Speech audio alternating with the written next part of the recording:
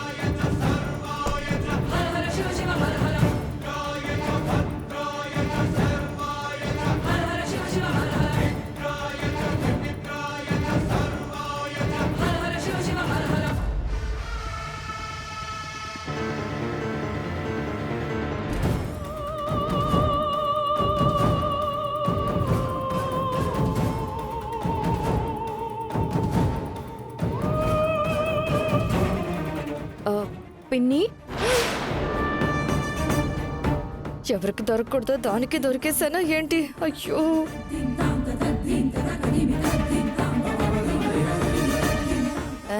ఏంటద్యా ఇంకా పడుకోలేదా?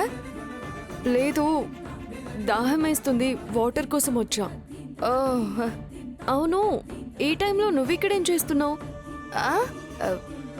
చెప్పు పిన్ని.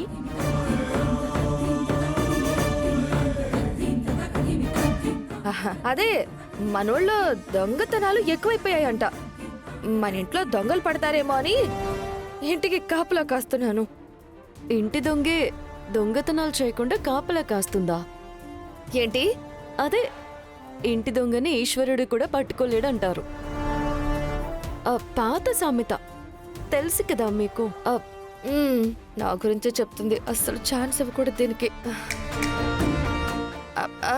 సరే సర్లే, నాకు నిద్ర వస్తుంది, నేను వెళ్ళి పడుకోవాలి. ఏమై ఉంటుంది?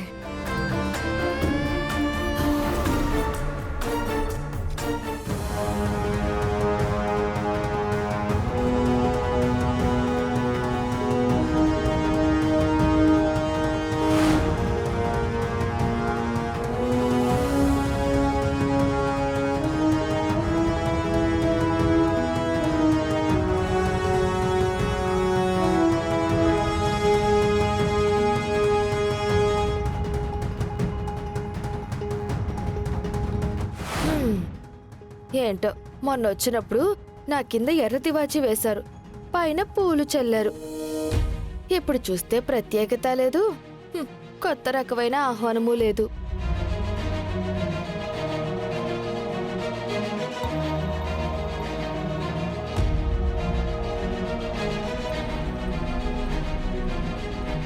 ఎంత సంపాదిస్తే ఇంత పెద్ద ఇల్లు కడుతుంది?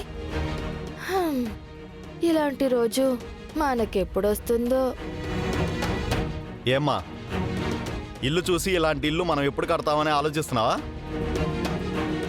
అది నీ వల్ల అయ్యే పని కాదులే.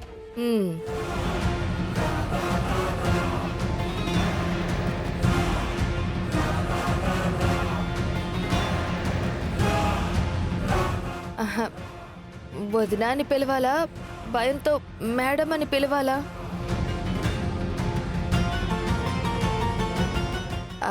వదిన మేడం అనగాదేవి గారు. మరేం పర్వాలేదు పార్వతి, నువ్వు నన్ను వదిన అనే పిలవచ్చు. ఎంత కాదనుకున్నా మనం బంధువులమే కదా. అవునవును వదిన. నేను తెమ్మన్నది తెచ్చావా పార్వతి? తెచ్చాను.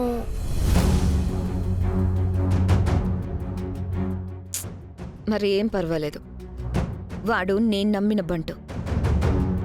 నువ్వు నాతో మాట్లాడితే వాడితో మాట్లాడినట్టే. ఓ,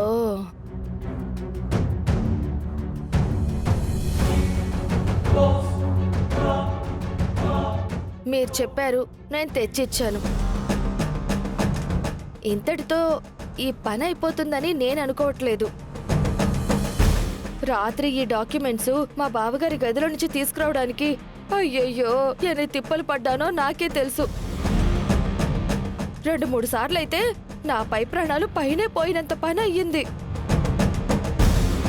ఎవరు చూస్తారో తెలీదు, చూస్తే ఏమవుతుందో తెలీదు. అమ్మమ్మ, రకరకాల సమాధానం లేని ప్రశ్నల మధ్య నేను ఊపిరి బిగపట్టుకుని ఈ పత్రాలు తీసుకొచ్చాను. ఈ విషయం ఎక్కడా బయటపడకూడదు వదినా. అప్పుడే నా ఊపిరి నా కంఠంలో ఉంటుంది. లేకపోతే ఆ ఇంట్లో శ్రద్ధాంజలి అనే ఫోటో ఫ్రేమ్లో నా ఫోటో ఉంటుంది. నాతో చేతులు కలిపావు కదా, నీ దశ తిరిగినట్టే. ఇక నుంచి నువ్వు దేనికి భయపడాల్సిన అవసరం లేదు. ఈ విషయం బయటపడితే నేను భయపడే లోపే నన్ను చంపేస్తారు. అదే నా బాధ. అందుకే మీకు నా విన్నపం. నేనెప్పుడూ ఇలా ఇంకొకరు చేయి పట్టుకోలేదు. నువ్వెందుకో నాకు బాగా నచ్చావు. నాలాగే ఎదగాలనే తపన నీలో కనిపించింది. వెళ్ళవి తీసుకునిరా. Okay madam.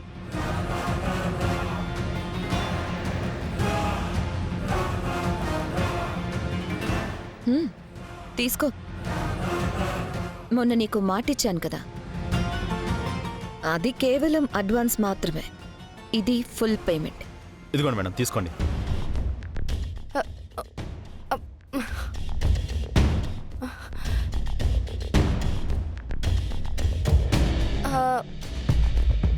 ఇదేంటి వదినా?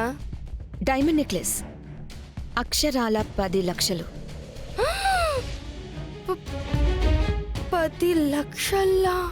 నీ కళ్ళు మిరుమిట్లు గొలిపే మరెన్నో బహుమతులిస్తాను పార్వతి. ఎంతైనా నువ్వు నాకు బాగా కావాల్సిందాను కదా. థ్యాంక్ యూ వదినా, థ్యాంక్ యూ.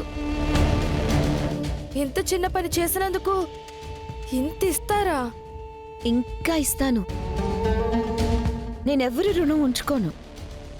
అయితే నేను మీకెప్పుడూ అందుబాటులో ఉంటాను.